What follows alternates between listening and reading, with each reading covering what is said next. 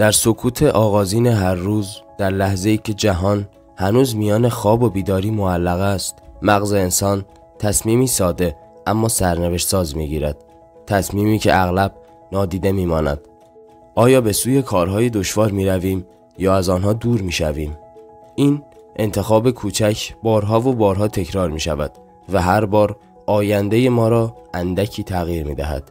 اما برای فهمیدن اینکه چرا انجام کارهای سخت دشوار است و چگونه میتوانیم مغزمان را به انجام آنها وادار کنیم، باید به سفری آرام اما عمیق درون ساختار ذهن بریم.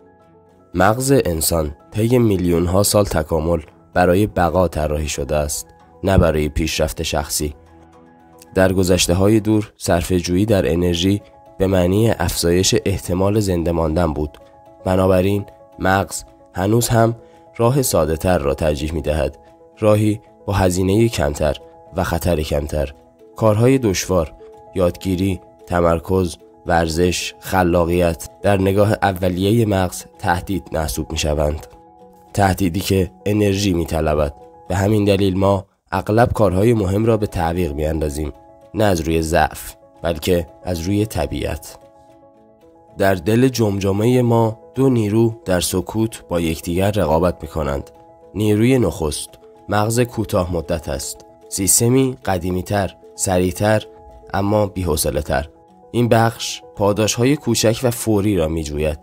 نیروی دوم مغز بلند مدت است، منطقی‌تر، آرام‌تر و آینده‌نگر، اما کندتر و بدون هیاهو. هر تصمیم سخت صحنه رقابت این دو نیروست و برنده همیشه بخش قدرتمندتر نیست، بلکه بخشی است که سیگنال واضح‌تری را دریافت می‌کند. برای وادار کردن مغز به انجام کارهای سخت باید سیگنال‌های مشخص، مداوم و قابل تشخیص به آن بدهیم. سیگنال‌هایی که از نظر تکاملی برای مغز قابل قبول باشند. مغز بیشتر از خود کار از شروع کردن می‌ترسد. هنگامی که مقاومت مغز زیاد است، باید کار را کوچکتر و ساده‌تر کرد. نوشتن یک جمله، خواندن 2 صفحه، باز کردن فایل، ایستادن و پوشیدن کفش ورزشی.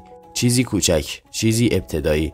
وقتی آستانه شروع پایین می آید، مغز مقاومت را کاهش می دهد و بخشی از مغز بلند مدت فعال می شود. عادتها ساختارهای خودکار ذهن هستند. نه فکر می خواهند و نه انگیزه. اگر کارهای دشوار به شکل عادت درآیند، مغز هزینه کمتری برای آنها پرداخت می کند. راه ایجاد عادت نه شور و اشتیاق است، نه انگیزه بزرگ، بلکه تکراری آرام اما پایدار است. کاری کوچک که هر روز باز می گردد و هر بار اثر کوچکی بر نورون‌ها می گذارد. مغز بر اساس پاداش‌ها آموزش می بیند، نه بر اساس اهداف.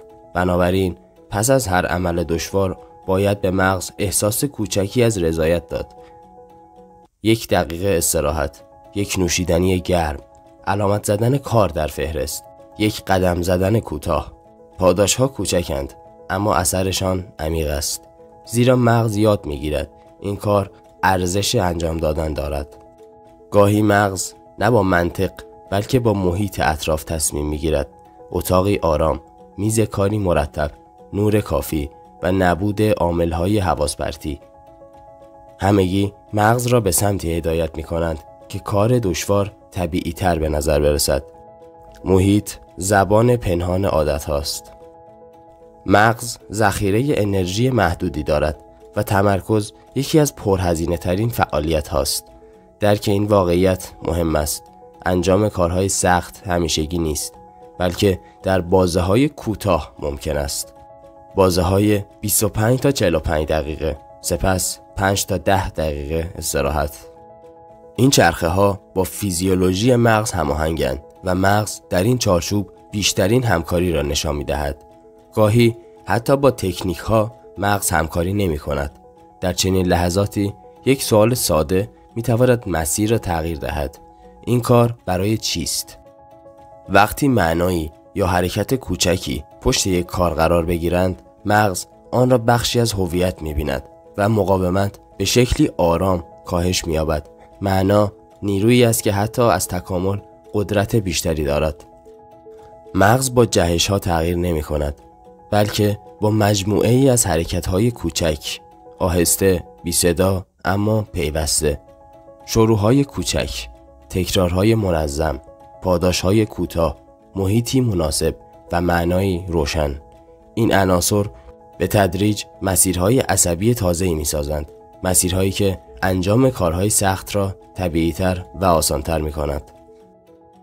در پایان مغز انسان همانند طبیعت آرام، پیچیده و قابل تغییر است. کارهای سخت دشمن ما نیستند، بلکه معماری آینده ما هستند و با هر قدم کوچک نورون‌ها شبکه‌های تازه می‌سازند، شبکه‌هایی که ما را به سوی نسخه بهتر از خودمان می‌برند. این قدرت آرام مغز است و ما می‌توانیم آن را هدایت کنیم. اگر این ویدیو 1% در ذهن شما تاثیرگذار بود، این ویدیو رو لایک کنید و کانال ما رو سابسکرایب کنید. مرسی.